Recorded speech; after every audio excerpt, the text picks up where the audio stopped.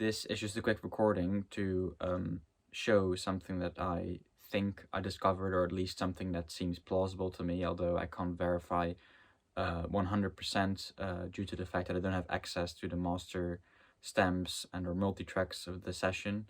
However, as I mentioned in the essay and already established by reviewing kind of what happened historically, for the clean part of the intro to Hysteria specifically, Phil Collin used a rock box, not the rock man which he used for most of the stuff, but a rock box which had a built-in compression. Now, I don't have the rock box, so I'm adding compression digitally.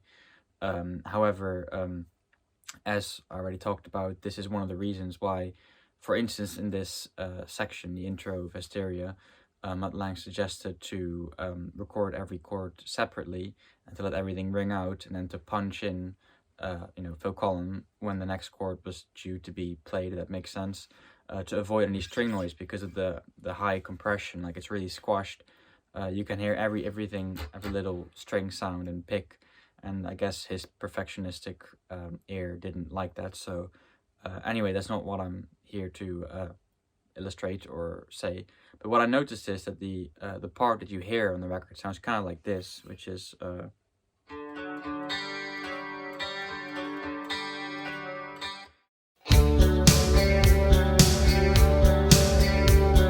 and when I listen very closely, I think that due to the fact that there's a lot of ducking happening with the notes and stuff because it's so compressed, and also because the mix is so full and there's so much going on, and because the lower A string kind of blends in more with the kind of mid-range and lower sounds that don't poke out as much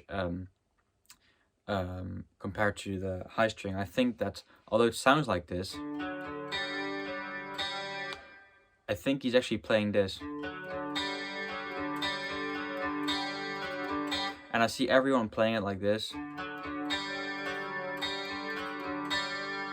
And I think, although it sounds like that, I think that's actually the compressor that makes it sound like that. So it's not even really what is being played. It's just that the compression gives the illusion of that note not being there. I mean, because it's so ducked, and and with the rest of the stuff in the mix, it's just hidden, which I thought was interesting, because that shows that not only did they change their approach to how they recorded these parts by the punching due to the ridiculously compressed sound, but also that the actual sound creates the illusion kind of that there are fewer notes being played than there really are if you listen closely. But again, I can't verify this 100%, but I thought this would be worth mentioning and illustrating. So also I feel like because perhaps there's more low on the A string just as a result of physics and the thickness and pitch of the string, the A string, when this D is being played compared to this F sharp here and the open G string,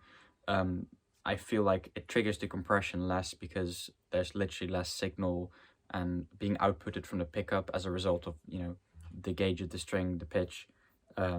So that's that might explain also why this note is kind of hidden.